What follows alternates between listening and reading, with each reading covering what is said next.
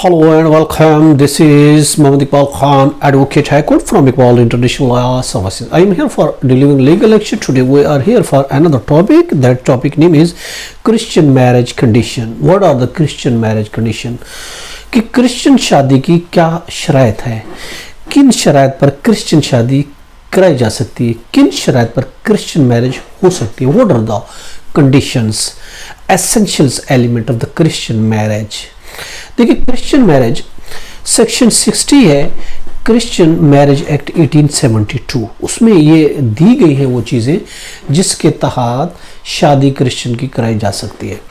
देखिए, मकामी क्रिश्चियन जो स्पाउस है, मकामी क्रिश्चियन जोड़े की शादी और सर्टिफिकेट के लिए अप्लाई किया जा सकता है.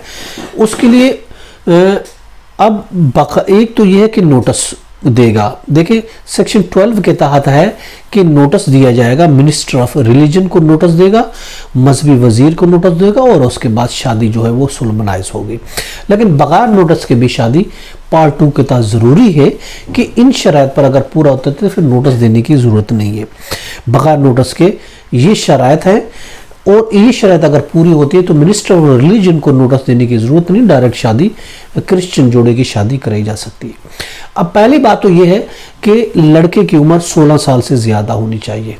अब तो लॉ है, सिंध लॉ है, उसके तहत तो 18 साल से चाहे लड़का है या लड़की उसकी शादी नहीं हो सकती. लेकिन हम उसके हवाले से अगर आप बता रहे हैं क्रिश्चियन मैरिज एक्ट के तहत कि उसके लिए लड़की 13 साल से ज़्यादा हो, लड़का 16 साल से ज़्यादा हो और कम से कम 2 क्रेडिबल विटनेस होने चाहिए और पहले से किसी की बीवी या हस्बैंड नहीं होना चाहिए. अगर ये सूरतें तो इजाज़त लेना, नोटिस देना रिलीजन मिनिस्टर को ज़रूरी नहीं होगा.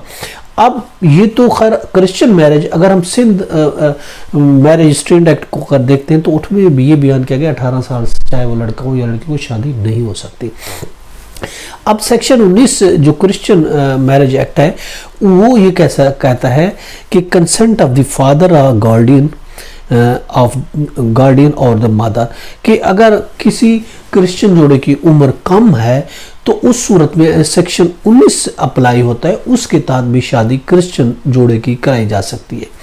अब उसमें यह है कि उनमें यानी सरप्रस्त उसकी इजाज़त होना ज़रूरी है. The consent of the father or the guardian or the mother, या तो गार्डियन की इजाज़त हो, बाप की इजाज़त हो या फिर माँ की इजाज़त हो.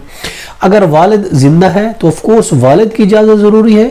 अगर वालिद ज़िंदा नहीं है तो उसका जो सरप्रस्त होगा, जो उसका गार्डियन होगा, उसकी इजाज़त ज़रूरी है.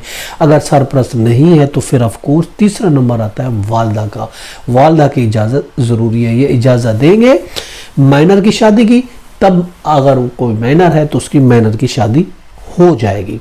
ये था प्रोसीजर कि क्या ज़रूरियात है, क्या एसेंशियल्स है, क्या कंडीशन है क्रिश्चियन मैरिज की. क्रिश्चियन मैरिज किस तरह, यानी अगर वो एडल्ट है तो ऑफ कोर्स किसी नोटिस की ज़रूरत नहीं है, अगर छोटे हैं तो नोटिस देगा और इसके अलावा परमिशन कंसेंट की ज़रूरत होगी, फादर की, सरप्रस्त की या फिर माँ की अगर छोटे हैं तो. अगर बड़े हैं तो ऑफ कोर्स डायरेक्ट शादी हो जाएगी.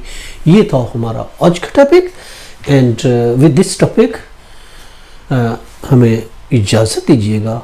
अपना और अपने गिरदोनवा का बहुत ख्याल रखिएगा. Have a nice day. अल्लाह हाफिज़.